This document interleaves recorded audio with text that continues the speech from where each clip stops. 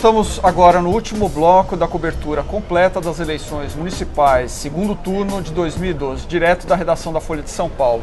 Estou aqui com o editor executivo do jornal, Sérgio Dávila, Mário César Carvalho, repórter especial da Folha, e Fernando Rodrigues, repórter especial e colunista na sucursal de Brasília. Sérgio, você quer falar um pouco sobre a edição de amanhã, desse segundo turno? Sim, a gente está trazendo um caderno especial de 20 páginas, com principalmente análises do que aconteceu hoje, encerrado o segundo turno das eleições, gráficos analíticos também, que mostram um pouco para que lado foi cada cidade, para que lado foi a cidade de São Paulo, o interior de São Paulo, a grande São Paulo, as outras capitais e as outras cidades onde houve segundo turno. E serão mapas como esses aqui, por exemplo, esse aqui é onde o PT cresceu mais em relação a 2008. Então esse tipo de informação, textos analíticos ligados a artes também analíticas, é o que o leitor vai encontrar na edição de amanhã da Folha. Aqui nesse especificamente vale destacar que o Fernando Haddad cresceu em alguns lugares onde a gente chama de Cidade Azul, reduto tradicional do PSDB. Um deles aqui no centro, Santa Efigênia. Santa Efigênia está vermelha, não estava em 2008, está agora, não estava no primeiro turno. E também na beirada desse centro expandido, que é a Cidade Azul, a Cidade Vermelha começou ou pelo menos nessa eleição, beliscou um pouco de votos também. No total, isso acabou levando a vitória do Fernando Haddad.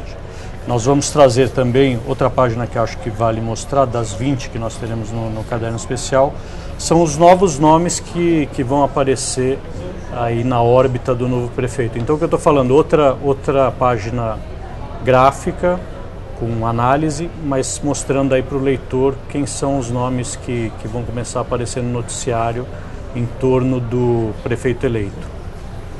Muito bem. Fernando, e a cobertura geral do caderno amanhã traz o resultado em 50 cidades. O que a gente pode concluir, além das 50 cidades, dos resultados do primeiro turno, de um modo geral? Quem ganha, quem perde? Então, a contabilidade geral do número de prefeitos a gente já conhecia desde o primeiro turno, porque são 5.568 cidades e só 50 ficaram para o segundo turno. Embora as maiores tenham um peso relevante por conta do número de eleitores que concentram. Foram mais de 31 milhões de eleitores aptos a votar nessas cidades do segundo turno, por isso é que elas eram relevantes, sobretudo São Paulo. Aí, o que deve se destacar é que 2 partidos cresceram nessa eleição, 2 partidos dos relevantes, não é? PT e PSB. Os outros partidos grandes, relevantes, todos diminuíram o número de prefeitos e o número de votos que receberam para prefeitos no país inteiro. Então, essa talvez é uma explicação assim mais simples, não é simplória, mas mais simples do que aconteceu. PT e PSDB ganharam, subiram mais votos, mais prefeitos. PMDB, que é do governo, perdeu. PSDB, que é contra o governo, perdeu. Democratas, então nem se fala, perdeu. Todos os outros perderam, menos esses 2. Essa é a leitura mais geral. E daí você pode fazer sobrevoos ali, talvez com folhacóptero, mas a gente fazer pelo país afora, dizer que o PT, entre os que venceram, tem uma joia da coroa, que é São Paulo, que é muito importante e dá a eles uma condição que a gente já comentou aqui antes. Pela primeira vez, desde que acabou a ditadura militar, um presidente da República é de um partido e elege o prefeito de São Paulo do mesmo partido. Isso nunca aconteceu antes. O Fernando Henrique foi presidente 8 anos, nunca elegeu um prefeito de São Paulo. O Lula foi presidente 8 anos, nunca elegeu um prefeito de São Paulo. A Dilma é presidente há 2 anos e já elegeu o prefeito de São Paulo, estando aqui muito presente na campanha. Muito bem, e além do segundo turno, a semana que começa agora deve encerrar um outro caso que vem há semanas, aí, meses, né, o caso do Mensalão, com o resto das condenações. Mário, você acha que, de um modo geral, tendo havido condenações e agora aplicação de penas, inclusive em regime fechado, no caso do Mensalão, isso tende a mudar de alguma forma o sistema de corrupção na política brasileira? Não? Acho que não. Eu não tenho essa ilusão, que parece que é uma voz mais ou menos disseminada.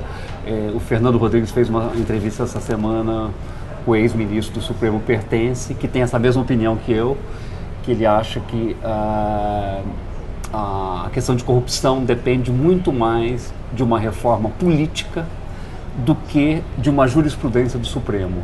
Eu acho que vai ter um choque imediato, um choque tectônico a curto prazo, mas a minha impressão é que essa energia se dissipa, porque a questão política brasileira, a questão de como as campanhas são financiadas, que é a principal fonte de corrupção, permanece inalterada. Eu acho que não é o judiciário que vai moralizar a política brasileira. Essa é a minha ilusão.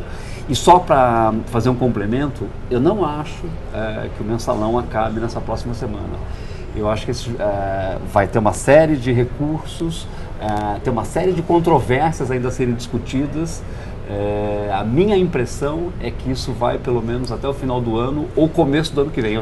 Eu sou mais até tendo a acreditar mais que vai para o começo do ano que vem. É o que o Sepúlveda falou, né? O Sepúlveda Pertence falou que é no final do ano que vem, mais ou menos, que final do ano que vem, que alguém pode vir a ser com a aplicação da prisão. E é curioso ver como houve um descolamento, ou não houve um colamento, vamos dizer assim, das eleições locais que reforçaram aquela tese que analistas têm de que a eleição municipal é de temas muito locais, não tem a ver necessariamente com temas nacionais. Então, um descolamento, voltando, do tema mensalão com os resultados das eleições. São Paulo é um caso, o caso mais importante, talvez foi eleito o candidato do partido que está sendo mais condenado pelo julgamento do mensalão. Você sabe que esse efeito do mensalão, eu acho que ele foi mais difuso e horizontalizado do que a nossa, enfim, percepção imediata poderia esperar. O que a gente achava? Mensalão, muitos petistas e esses partidos mensaleiros, pronto, eles vão ser afetados.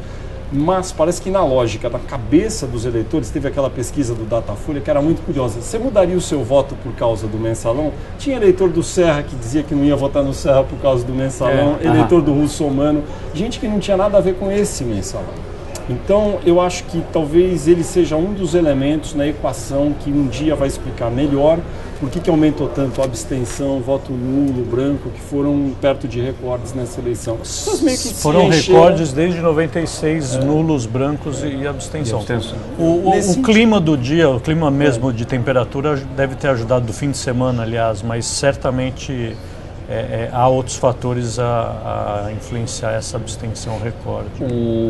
A minha impressão é que o impacto é muito mais difuso, porque ele tem a ver com a questão de desmobilização. Acho que a questão política deixou de ser uma questão apaixonante. Todo mundo tem um certo descrédito com a política, né?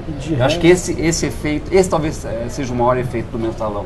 E é normal, numa democracia que vai aprendendo a votar a cada 2 anos como a nossa, que as pessoas deem de barato mesmo, que o país é democrático, tem eleição, às vezes elas votam, às vezes elas não votam, e um fato da vida, vai ter menos espetacularização do que havia antes, né? Eu me lembro nos anos 80, nas primeiras eleições, era uma coisa do outro mundo.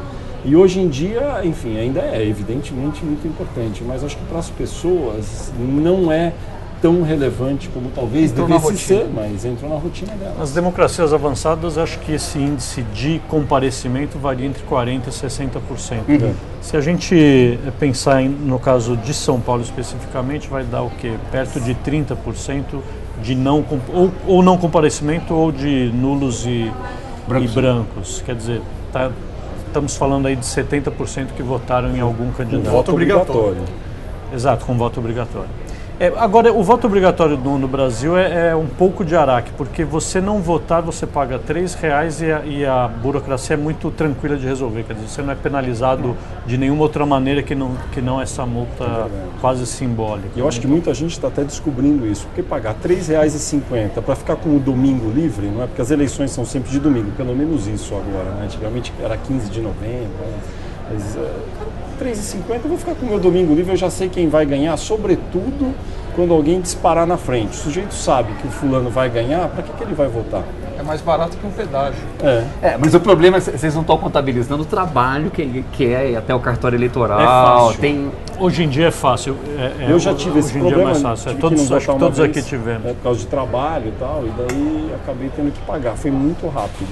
E mais, como disse o Sérgio, não há punição objetiva, porque, exceto se você no dia seguinte precisa prestar um concurso público, tem algumas coisas que requerem que você tenha votado imediatamente e apresentar. Você não vai prestar concurso público, nada, você não precisa desse comprovante para absolutamente nada. E no pagamento da multa você não precisa nem dizer por que não votou, por que não estava lá no dia da votação. Você simplesmente paga e tudo bem. No questions asked.